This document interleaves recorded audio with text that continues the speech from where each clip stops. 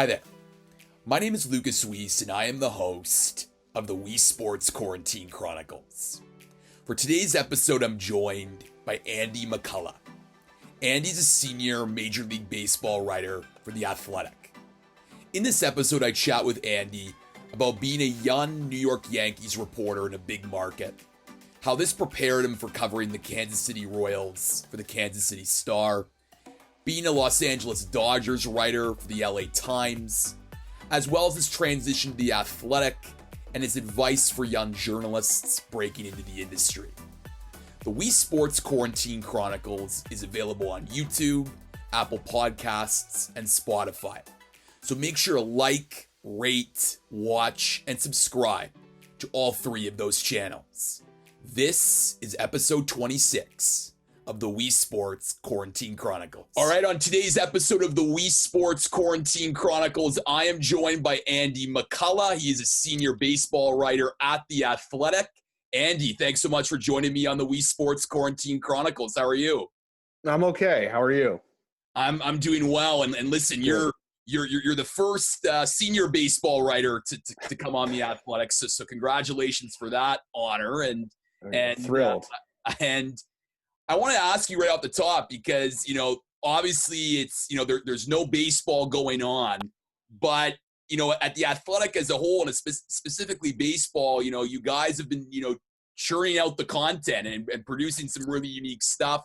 I know that your colleague Mark Craig and yourself have a podcast, Beyond the Scrum. So just talk about what this challenge has been like to produce content without any baseball.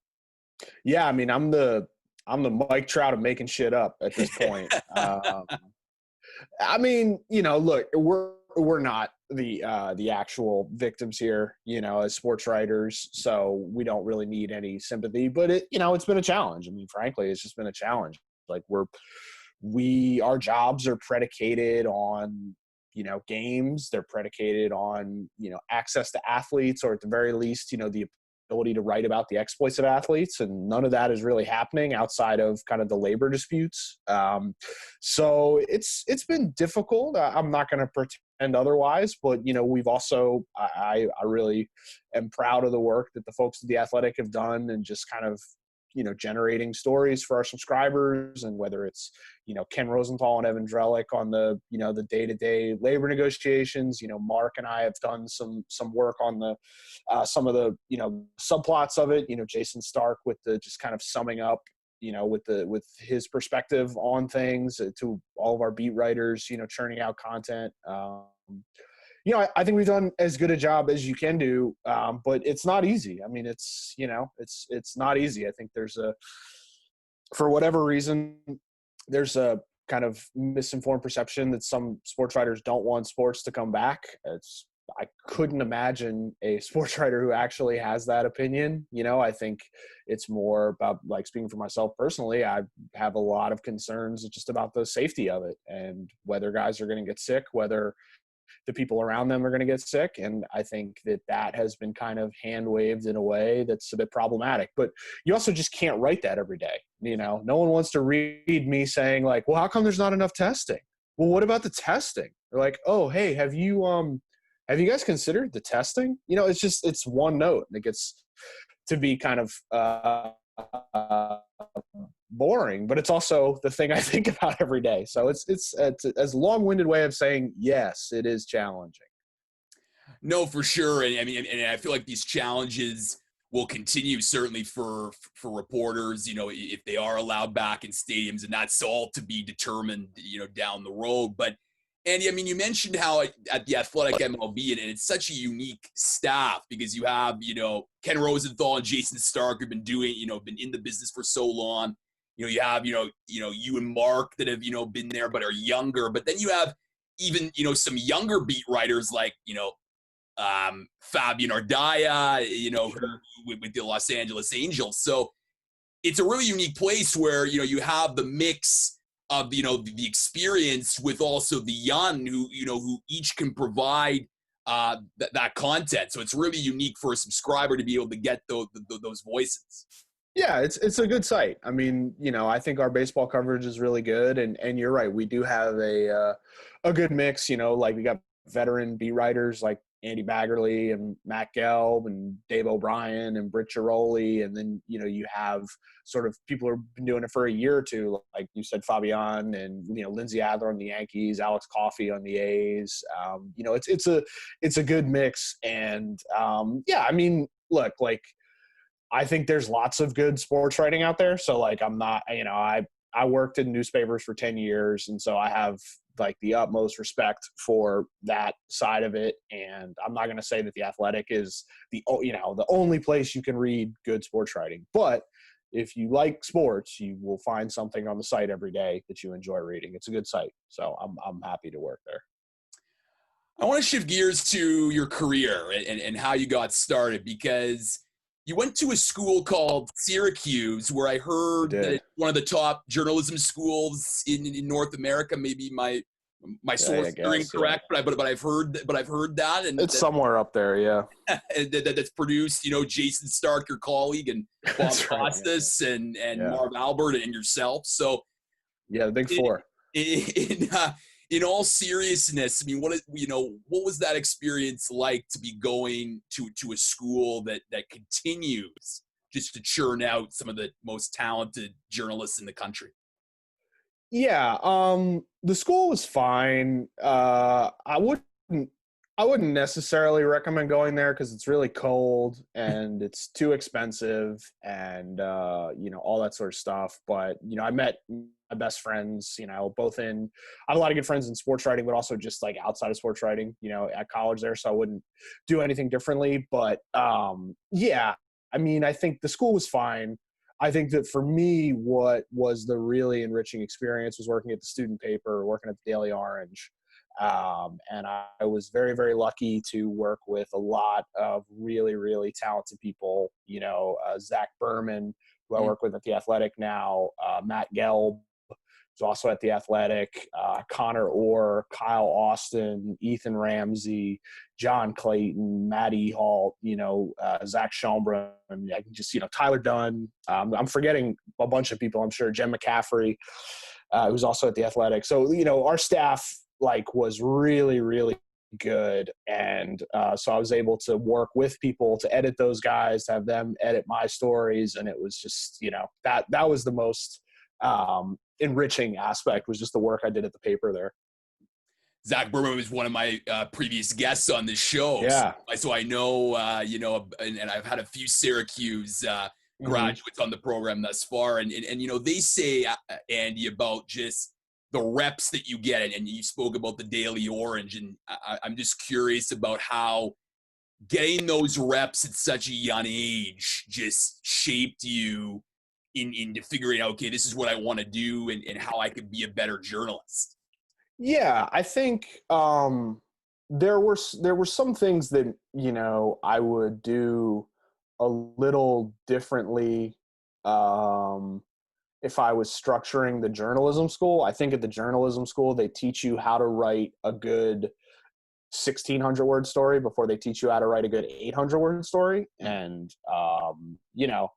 they're just different sort of skills. And so I think one of the reasons that a lot of young writers do these long, flowery, fake Gary Smith type stories is because that's what they're taught to try and do. And I think that's something that should be more aspirational, something that should be earned rather than just told. You shouldn't be taught how to do that when you're 20. You should probably try and do that when you're older and have more experience and have better perspective on things. But yeah, I mean, I worked at the paper a lot. I was, the managing editor one semester. So I worked 60 hours a week, that semester. I more or less dropped out of college as an active student. I was technically a part-time student because I just stopped going to class for a semester. I wouldn't recommend that either. But yeah, I mean, you do get, as you said, a lot of reps, and it's not just stuff that you are writing, but you're also reading all the copy that comes in. You're reading with, writers who are younger than you, reading with writers who are more experienced than you. And so you just learn a lot from that process. But, for me, the reps aspect though, was being on the baseball beat jumping ahead a little bit, but I was fortunate enough to get put on the baseball beat, a year or so out of college, and there's just there's no preparation for that. There's just no way that you can be prepared for that until you've done it, and that's where you really get experience. It's just daily newspaper work, and even in college, it's difficult to replicate that, I think. So is that why you're the punchline for Mark Craig when he says that 2,000 words for Andy McCullough's a lead? Yeah. Mark, Mark's full of shit. Yeah, became known, especially when I was in Kansas City, for writing game stories that were a little too long. And I think as I look back on them now, a lot of them were too long. So I would maybe do that a little bit differently. But, it's growing pains, I guess, is your, learning how to do the job and learning, just what readers want, rather than what you want to produce. I think there's always a push and pull there. So you mentioned how, just a couple years out of college, you're on the baseball beat. And, for many young, writers and journalists, sometimes, they take a few years of maybe doing smaller beats before getting to the, to the big times. But, you're in the big leagues a couple years out of college. So, what was that experience like? Just because it's so challenging even today to navigate the relationships and, the clubhouse, et cetera. But it just must have really been a challenge for a young writer like yourself. Yeah, no, it was awesome to just get my ass stomped by, Andy Martino and Dave Waldstein and Joel Sherman and Dave Lennon and Steve Popper and Mike Puma and Adam Rubin and everyone else on the Mets beat every single day for, for a year. No, I wasn't remotely ready for it. I think it's very difficult, especially in the current job climate where guys get put on the baseball beat. I say guys and girls, just people get put on the baseball beat at a young age because it's not easy. Travel is really, really difficult, and a lot of papers just hire on the cheap. That's why I got the job. I was fortunate enough to get an internship at the Star-Ledger out of college. I hung around there for about a year. Our Mets writer was Brian Costa, who's now at the Wall Street Journal. Brian left to go to the Journal, and the paper didn't really have the money to make a hire. So they moved me up from, I was doing college sports and stuff, and they put me on the Mets. And, it's challenging in a lot of different ways, and just learning how to budget your time, learning how to work a clubhouse, learning how to hit deadline consistently. That was a real issue that I'd never really dealt with. It's just hey, the story's due at 11. It needs to, hey, the story's due as soon as the game ends. Hey, no, Dave Waldstein, who's at the New York Times, he likes to joke about how in journalism school, they never teach you about writing running. He's like, no one ever taught me running. It's all I write is running. It's the only thing I do is write running, and no one ever taught me how to do this, And so it's you learn that on the beat. But also you just I didn't know how to fly across the country. I was 22. I couldn't rent a car. It was too expensive. Because you had to be 25 in order to, I don't even know why that exists. But it might not even exist anymore, but there used to be a provision that you couldn't rent a car without a penalty if you were under 25. So for 3 years, I never could rent a car. And there was no Uber. So I'd have to ask guys on the beat for rides or try and find taxi services in cities that didn't have them. I didn't know how to book travel. I didn't know how to book hotels. I once flew from trying to get from Chicago to I want to say DC. I once flew from Chicago to Philadelphia to Pittsburgh to DC for when I could have just taken a direct flight, but I didn't know how. I just, so all that stuff, on top of just trying to do the job well, it's, especially when you're just kind of a bumbling idiot like I was and still am, it adds to it. But in terms of experience, there's no comparison. The baseball beat writer's job is the hardest job at the newspaper. At more or less for the 9 years that I was on the beat, I wrote more stories for that newspaper than any other employee at the paper each year. I had the most bylines every year.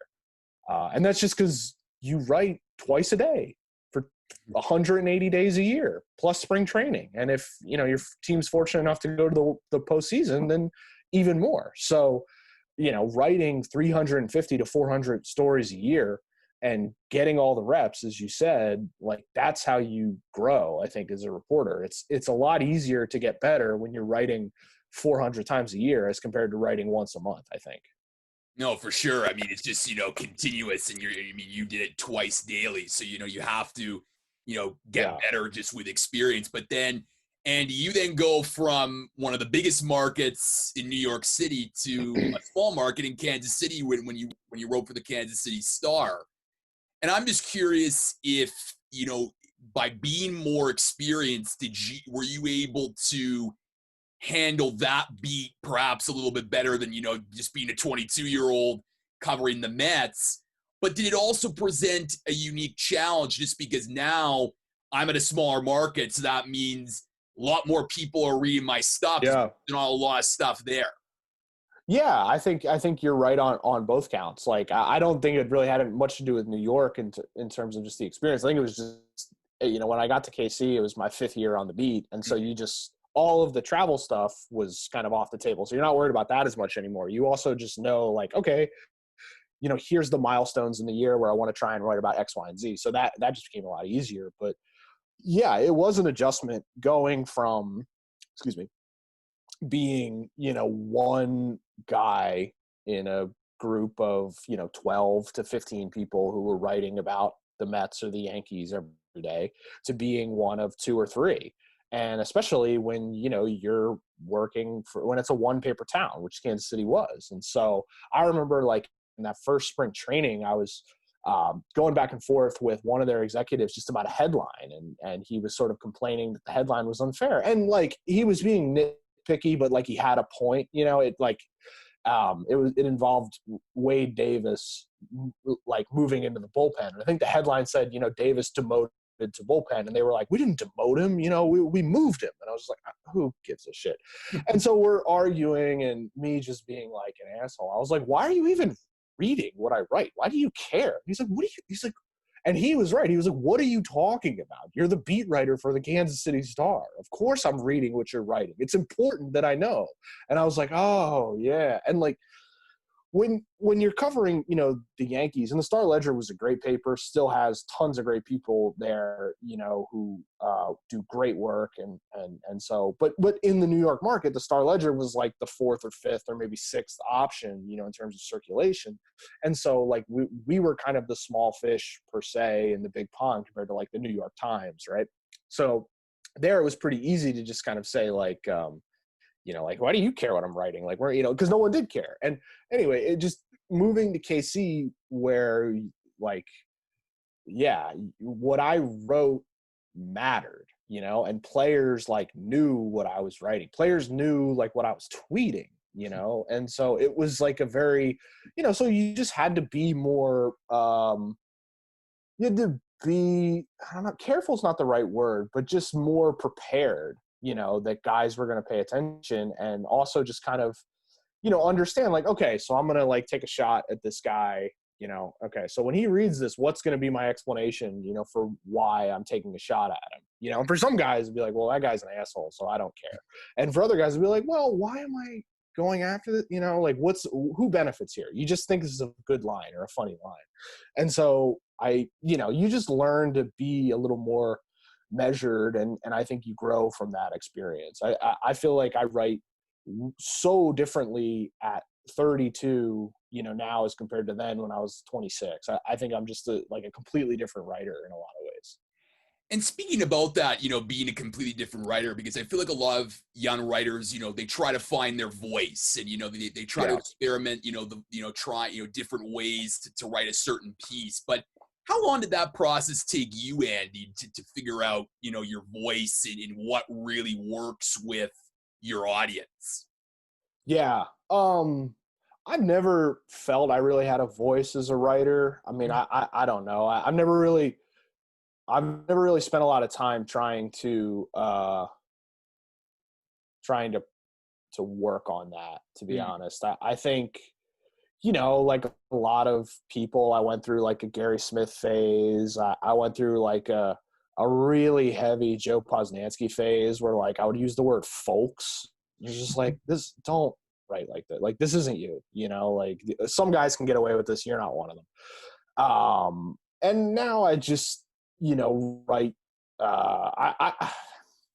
I don't spend a lot of time thinking about voice or thinking a ton about story structure. I just try and think about finding information that people didn't know and like presenting that to the reader relatively straightforwardly. I try not to, I want to, I think humor is really important. So I try and find quotes that are funny. I try and, find anecdotes that are funny. I think humor is an incredibly underutilized tool in journalism, especially in sports writing. But I don't spend a lot of time thinking about structure. I think, most structure, it's pretty simple how I do a lot of stories. And I found that it's a lot easier to do them if you're not, driving yourself crazy, figuring out, okay, should this section go here or should it go there? It's like, well, why don't you just tell it in the order it happened? And then the reader won't be too confused. I mean, there's certain times where I think you should deviate from that, but, for every single story, I don't think it's just worth the time. In terms of providing, stuff that, readers don't know, it must have been exciting when you were at the Kansas City Star during 2014 and 2015, 2 consecutive years where the Royals made the World Series, 2015, them winning the World Series. And, I look back at, a piece that you wrote on the 2014 AL wildcard game. Yeah. And, here's, a story that's, definitely, it's long, but if you read it, it's not just about, what happens on the field, which is obviously very exciting. Like, you obviously interviewed executives and broadcasters and players. And I think it's just a piece that really encapsulates what the city was feeling at the time. And I think by the length of it, it adds to the mystique of what it was like being at Kauffman Stadium for this really exciting night where baseball became alive once again in Kansas. Yeah. I mean, I think I thank you for saying that. That's kind of you to say. That story was really important to me for a lot of reasons. But I think it's different. I mean, the climate for sports writing is so different now. And like, I think a lot of that, frankly, is because The Athletic publishes stories like this a lot, really long takeouts. And, hopefully our founders aren't listening. Some of them are unnecessarily long. But I think this was a story that merited a sort of magazine type treatment. And because it was, I felt like the most important night in the franchise's previous, 25 years, if not more, dating back to 1985, like this is the biggest night in franchise history, so 29 years actually. So, across 3 decades, this is the biggest thing that's ever happened. And then winning that game had, a massive effect. And it came out on the eve of the postseason in 2015 when they were, the number 1 seed, home field throughout and kind of, viewed as, kind of really the favorites to win the World Series. But it all started in a way, in that when they won that game over the A's. And so I thought it would be really interesting to, just kind of like tell the story of that night, but do it from like a kaleidoscopic, I don't know if that's the right word, but whatever, just do it from a bunch of vantage points. And I know like Sports Illustrated used to do stuff like this. Like, I think I want to say Alexander Wolf wrote a story about the Duke. Who did Gordon Hayward play for? Butler, yes. When like the shot went off. It went off the rim. Half court. I want to say Alexander Wolf wrote like a really long story that was kind of weaving in all the perspectives of that. And I thought that was an interesting thing to try and rip off because, like the story itself, the narrative structure is just the game, right? Like just write, like I sometimes people ask like, how do you do a game story? Like what makes a game story good? And I'm like, usually you should just write what happened. And if it was an interesting game, people will want to read it, just write what happened.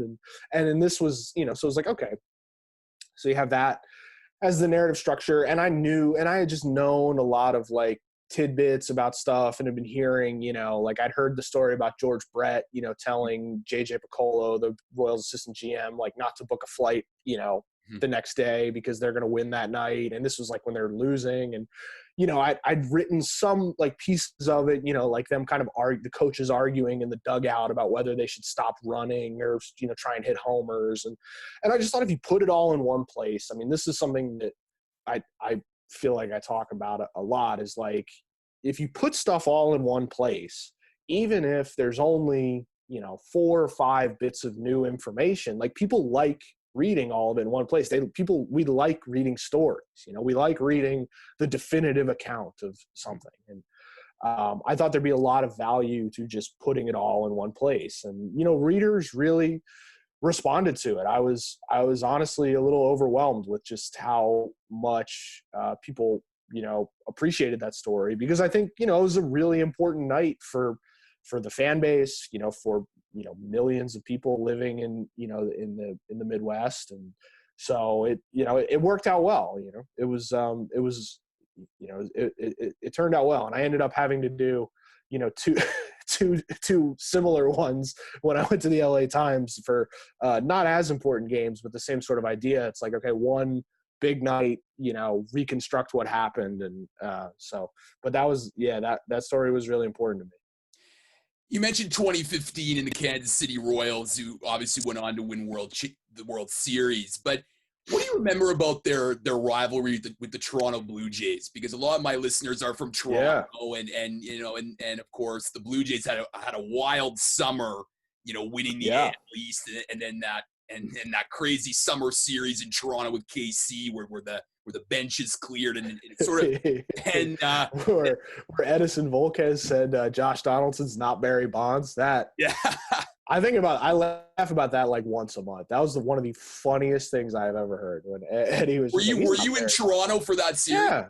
Oh yeah. I was the one asking him questions that got him so fired up. It was me and Jeff Flanagan from MLB.com. We're like, so what was up with Donaldson? He was like, he's a baby. It was great. Yeah, it was so funny. And then of course that ALCS where you have this clash of styles with the home run hitting Blue Jays with the small ball Royals. Yeah. Blue Jays go 3 for 42 with runners in scoring position, and the small ball style wins. So I'm just curious what you remember from those two teams. I mean, I felt like for a long time, for most of the summer, those were the two best teams in baseball. I felt like, they were kind of on a collision course to play that postseason. And I remember, being like, I didn't care if the Royals won or lost. I just wanted to see something interesting. But I remember being really excited about the idea of them meeting in the ALCS. And so when they both won their respective game 5s, I remember just like, kind of like, tweeting something like, this is going to be just an absolute, this is just going to be an absolute rock fight. Like, this is going to be great theater between these two teams. Cause like they kind of legitimately didn't like each other. A lot of teams didn't really like the Royals. And I think the Royals had a lot of resentment towards, the guys on the Blue Jays who inspired resentment for various reasons. So you had a lot of great characters and a lot of really, really good baseball players. And so, I mean, it was a 6-game series. So like, it doesn't necessarily feel like a classic per se, because the Royals were up 2-0 and then they were up 3-1, and it always seemed like they were going to win. But game 6 was just a fascinating experience, like a really, really strange game. There's the play with Lorenzo Cain after the rain delay, but I remember like kind of in the press box, like being very confused as to why Ryan Madsen was coming out to face the heart of the order in the 8th instead of Wade Davis. And, and I remember like arguing with the Royals, like coaches, and with Ned Yost, like days later, cause I was just like, yeah, you guys like fucked up. Like that was bad. Like, you shouldn't have done that. And just, going back and forth with Ned and, so yeah, I mean, that was awesome. I mean, I'm good friends with Adam Kilgore from the Washington Post, and he was covering that series for the Post. And, we were just having a blast, like every night watching those games and, and writing about them. And we were kind of reminiscing about it a couple of weeks ago. Just like, that was that was like the height of baseball. Like that was the most fun. That was the most fun I've ever had covering a series, was that like week or two with those two teams, because the games were always great. The players were really exciting, and it was just it was a really fun experience. So you go from the Kansas City Star to the LA Times, and now you're a national baseball writer. And I'm just I was on the Dodgers first, but yeah, Dodgers first, and then national. But yeah, when you become a national writer, I mean, how does that change? I mean, obviously now you're covering the whole league, but what are the challenges that job title presents compared to, let's say, covering the Royals and the Dodgers as sure. Well, it's a lot tougher to do that job for the LA Times than it is for the Athletic, because you are beholden to your readers, and folks in LA don't care about much else besides the Dodgers. So, I could write a really good story about the Twins, and people in LA don't care, which is like fine. It's not, they don't have to care about a team that isn't in their coverage area. They don't have to care about a team that you didn't grow up watching. So yeah, it was frankly, it was a really difficult job. And I think I had to try and, localize stories in ways that I wasn't crazy about. So, but at the same time, like, working at the paper was great, and I loved the people I worked with there. And I really had a good time covering the Dodgers. Those were 3 fun years. But doing the national job for a paper is hard, because your readership is interested in their teams, and so you kind of have to figure out ways to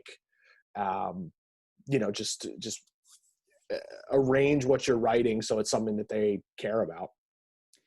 And like the Royals, the Dodgers also made the World Series a couple times. And I've had a couple football writers on who've covered Super Bowls. And I asked them this question because the World Series, so many reporters are there. How do you find the little nuggets, like the little stories that, not many people can find amidst all these reporters trying to find the same stories? Just relationships. I mean, you just know the people, and you feel comfortable, like, for example, like in the World Series in 2014, I had heard through someone that James Shields had passed a kidney stone like 2 days before, and he was like in the hospital, because he was. And the Royals didn't announce this, and he was going to start game 1. And so I just, they have the availability inside the clubhouse, and I just walked up to Shields one-on-one and was like, "Hey, I heard you passed a kidney stone. What happened?" And she just was like, "What, bro?" And we talked about it, and I had a story that, no one else had. And that's just really from just doing the job. I mean, I think it's tougher. It's definitely tougher, I imagine, covering the Super Bowl than it is for the World Series, just because the access is really limited. But in baseball, you can almost always get a guy one-on-one if you have a question for him. It's a rare situation where you can't get someone one-on-one. You can, there was plenty of times where I would just walk into the manager's office, after a postseason game, if I had to just poke my head in and say, "Hey, I got a question about something," in a way that I don't think you can do that in an NFL locker room. I mean, maybe you can, but it doesn't seem as transgressive as it does when you just sort of pop your head into, Ned Yost or Dave Roberts' office and ask about something. But it's just really, you just lean on your relationships. I mean, you do the work all year round so that when that time comes, you're able to perform. I mean, it's relatively similar to what the athletes do, is you prepare all year so that on the biggest stage, you're ready to perform. And for us, that's using the relationships and the knowledge of the organization that we have to produce content that no one else has. That's what the job is. It's writing stories that only your outlet has, that people will pay money to access your outlet to read, but that work starts all the way back in February. Sometimes it goes back years. I mean, sometimes there's been stuff that, story ideas I had in 2016 that I wrote in 2019, things like that, or a kernel of an idea becomes something that you use 6 months later or whatever. It's all just, sort of taking the things that are interesting to you and figuring out when they might be interesting for readers, I guess. And you had the chance, to cover some elimination games and, the Royals winning the World Series in 2015. As a writer, when you're there, like, do you sort of have like two stories, lined up, beforehand, what could happen, or do you just sort of let the game dictate? And like, what's your process in writing, such a huge moment, in the baseball season? I've never been someone who writes two leads. I've never done that. And I've rarely.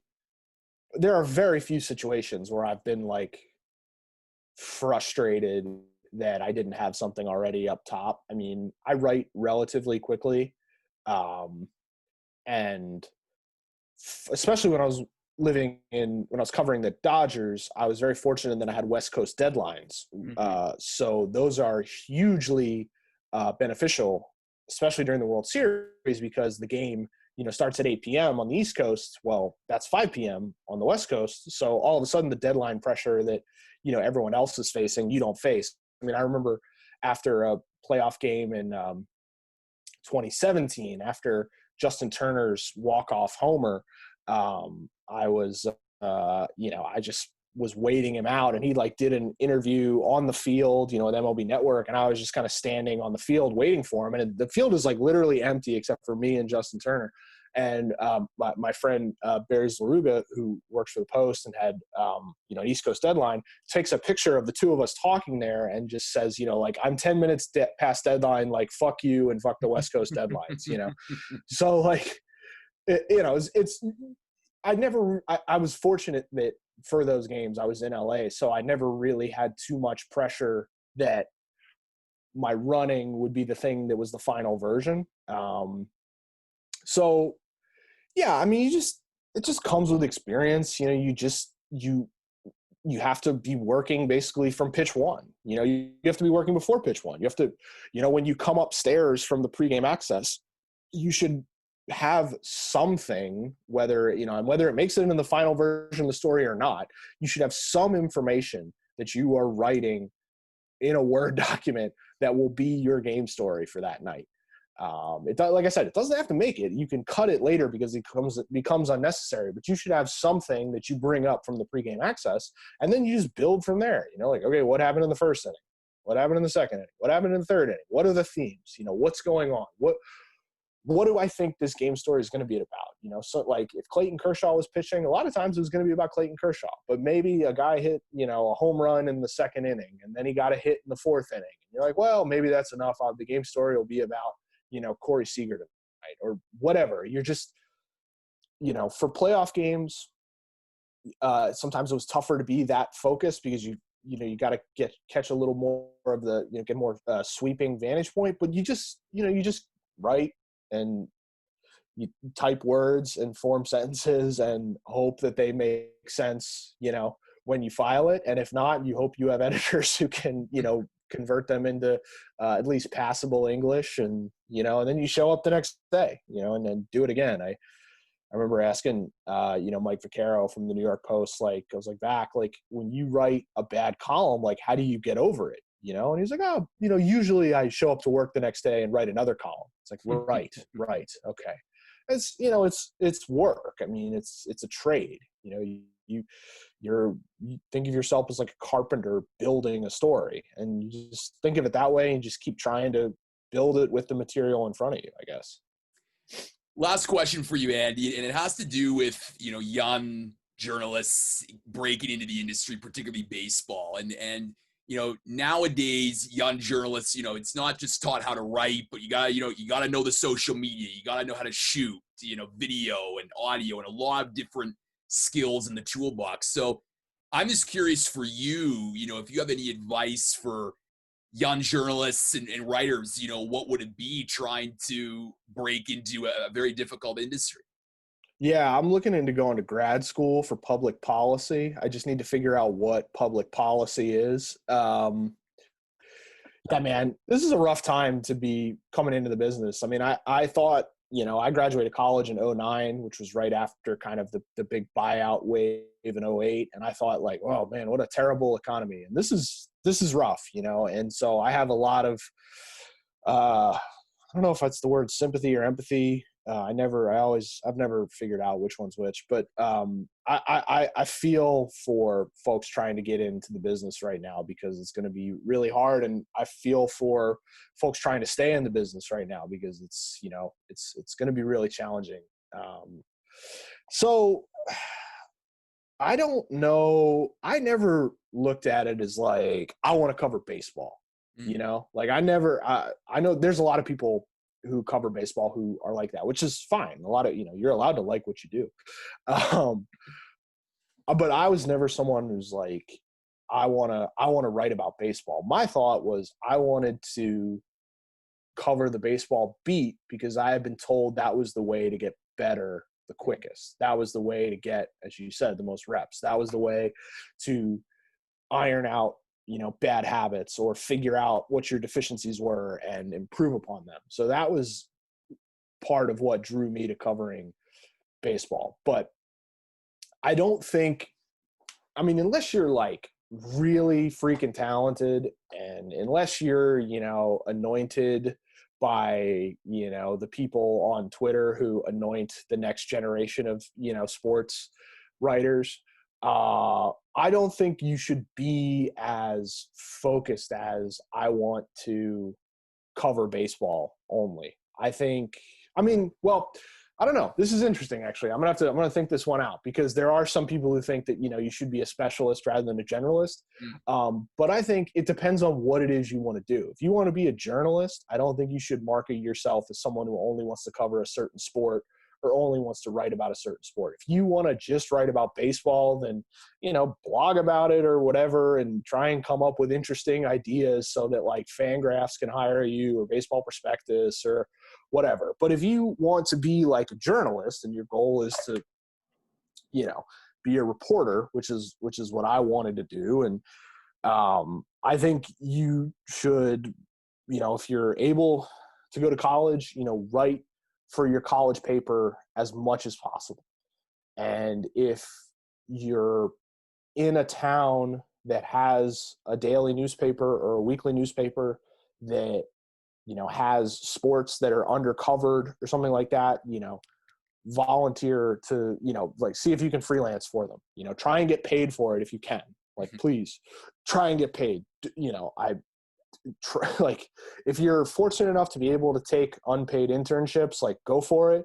But like it sucks that this industry like uses that as a barrier for entry because I think that weeds out a lot of people. Like luckily in my career, I was always able to get paid for internships, but like, if I hadn't gotten a paid internship when I graduated from college, like I don't know what the fuck I would have done, So like you have to catch some breaks. But yeah, if you're in school, write as much as you can. And that might not be just writing about the sports there, but like write for the news section, write for the feature department, like try and write music reviews, try and write, movie reviews, just like write and write and write and write.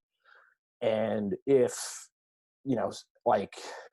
if you go to a college that has a big basketball program or football program, and another team is coming into town and they don't have a daily beat writer for that team, see if you can freelance a story for that paper, So like I freelanced a story for like, like local papers in Philadelphia when like Villanova would come to Syracuse. And like, I don't even think they printed it. I don't even know where the stories went, but like, at least I, went to the stadium and like wrote. I need to go back and look at the archives. I'm pretty sure they didn't even print it. And I know they didn't pay me.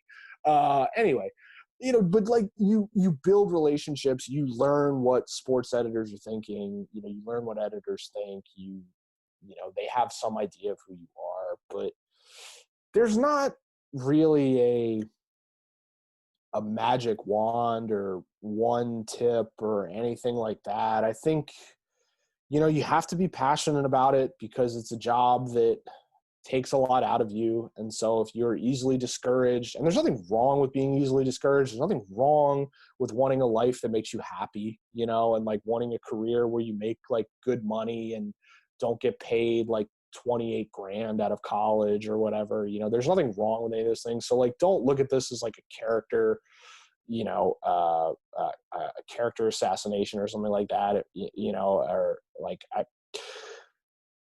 I think you have to be passionate. You have to have some stubbornness. You have to have a little bit of talent, and you have to get lucky. I mean, the luck is the most prevalent thing. I mean, I've been incredibly fortunate in my career that I was given opportunities when I wasn't ready. When maybe I was ready for opportunities, the teams I covered went to the World Series. They could have gone 75 and, whatever 75 wins is. I'm really bad at math. 75 and 87, instead of like going to the World Series 4 out of 5 years. So that's a long-winded answer. And Just I like apologize. your lead, Andy. Just like your lead. Very funny. I'll handle the comedy here, pal. Yeah.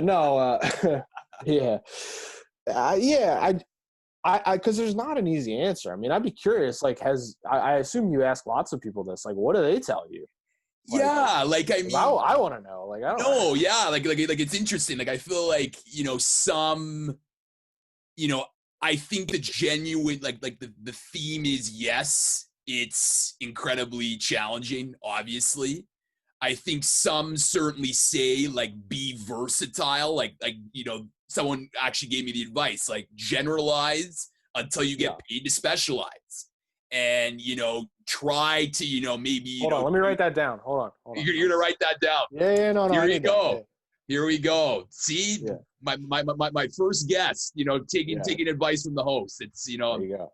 It's a good day. But yeah, like trying to figure out though, but I think you're right. Being passionate, having that thick skin, which is tough because, some people, are managing different responsibilities. And, I just feel like, like that persistence to just, even if so many are saying no to your demo reel or pitching story ideas, maybe there's that one that says yes and it becomes your career. Like, and from all the people I've spoken with, like, again, like, getting lucky is huge, right? So, you obviously have to be able to write and be talented, but the fact that, that one person, takes a chance on you, and then it's up to you then, I feel, to be able to just continue to show your abilities, because that, you want to sustain it, because, there are people who have sustained it,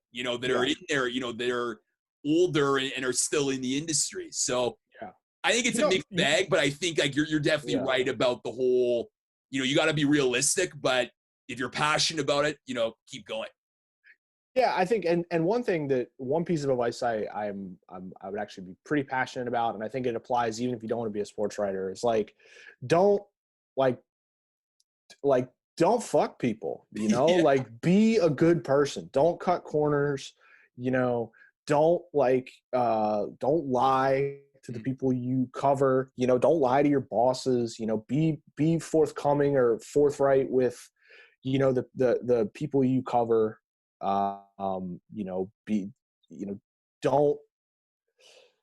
just don't take shortcuts, and because if you act like a good person, and people like you, it's going to be easier to do your job, because it's about building trust with people. It's about being fair to people. It's about just, like being a human being, just like, sometimes people would ask, like, how do you connect with players, because like, and it's like, I don't know, how do you make friends?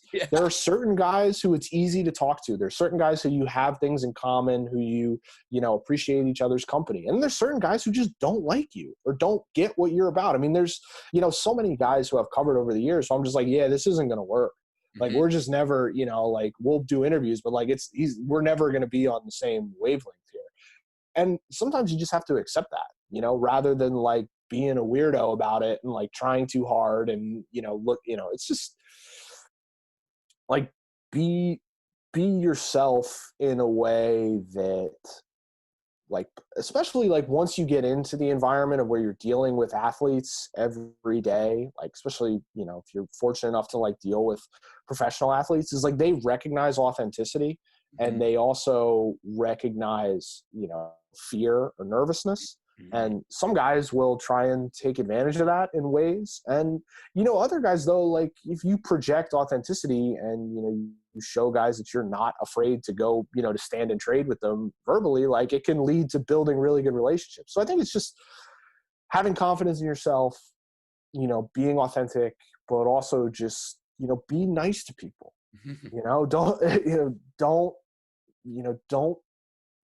do all the shortcuts that, we all know are available to all of us. I think and that should apply to whatever it is you want to do professionally.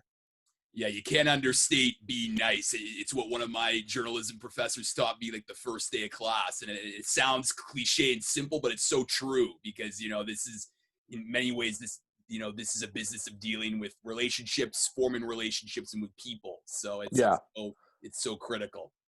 I remember I was covering I worked at a like a newspaper at an internship, and they were asking about what do you do if you're covering a state fair and one of the organizers tries to give you a T-shirt, and they were like, and everyone was like, you should say no. And he's like, that's right, because when they offer you the T-shirt, they'll think, wow, what an ethical reporter, because he won't accept gifts. And I'll be like, no, they're going to think you're an asshole. Just take the T-shirt and then just give it to someone else. Like, you know what I mean? Like, and maybe that's a slippery slope ethically, but like, just be a human being. Like, they're going to think you're a jerk. Like, I had this situation with a story in LA where a guy like offered me some merch and I said no. And then I was like, this guy thinks I'm a dick. Like this, this sucks. But I don't know. It's maybe that's a bad anecdote, but I just try and be as normal, and normal's a problematic word. Try and be as, just like be a human being first. I think that's a good quality to always aspire to.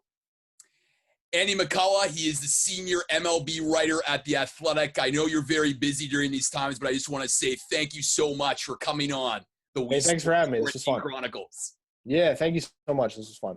Appreciate it.